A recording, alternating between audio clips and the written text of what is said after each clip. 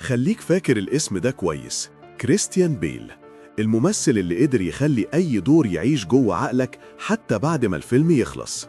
النهاردة هقولك على 5 أفلام من أقوى أعماله، وكل فيلم منهم تجربة مختلفة تماماً.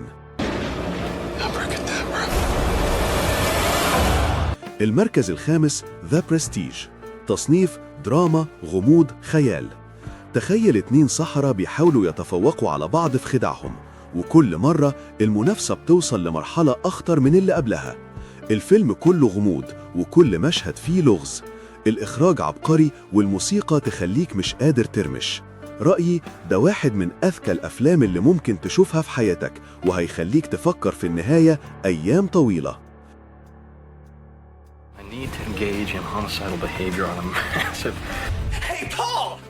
المركز الرابع أمريكان سايكو، تصنيف دراما، نفسي، جريمة.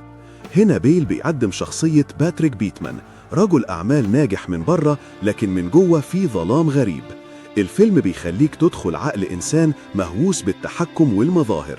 رأيي أداء بيل هنا مرعب بجد، يخليك تشك إذا كان فعلا بيمثل ولا عايش الدور بجد.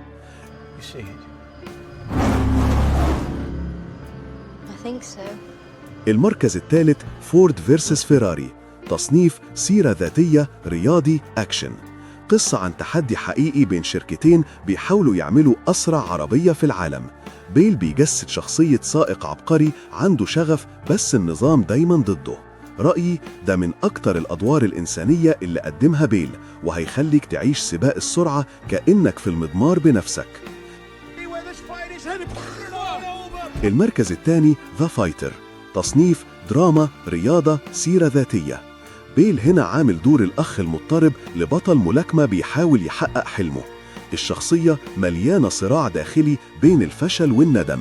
رأيي بيل كسب أوسكار عن الدور ده، والسبب واضح، لأنه مش بس مثل، ده عاش الشخصية حرفياً.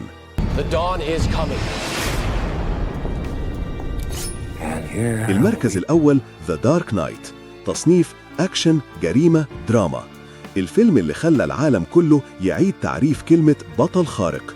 كريستيان بيل كباتمان في مواجهة الجوكر اللي قدمه هيث ليدجر.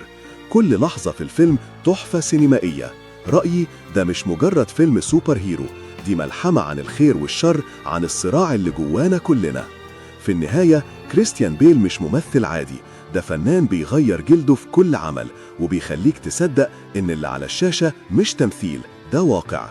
لو بتحب الأفلام اللي بتخليك تعيش التجربة كاملة، يبقى لازم تكمل السلسلة دي وتستعد للجزء الجاي، لأن اللي جاي أقوى بكتير.